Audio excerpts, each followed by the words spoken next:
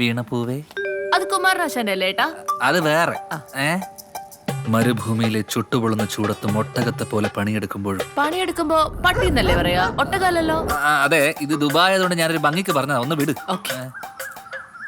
നിന്റെ ഓർമ്മകൾ എന്നെ എത്ര തവണ മാടി മാടി വിളിച്ചിട്ടുണ്ടെന്ന് അറിയോ?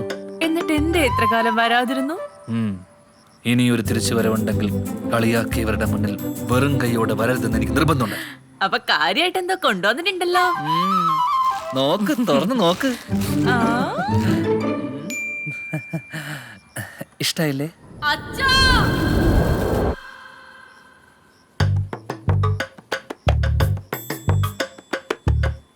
നിനക്ക് ദുബായിൽ ഫുട്പാത്ത് കച്ചവടമായിരുന്നല്ലേ?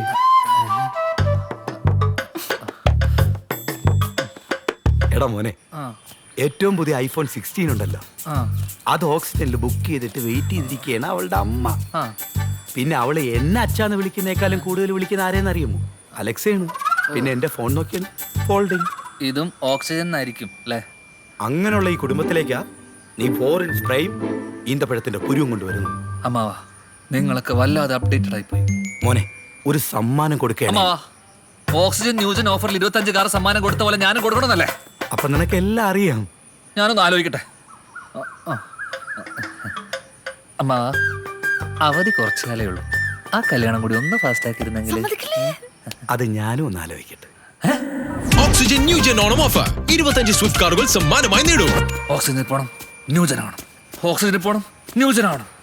ഓക്സിജനിൽ പോണം, ന്യൂജൻ ആവണം.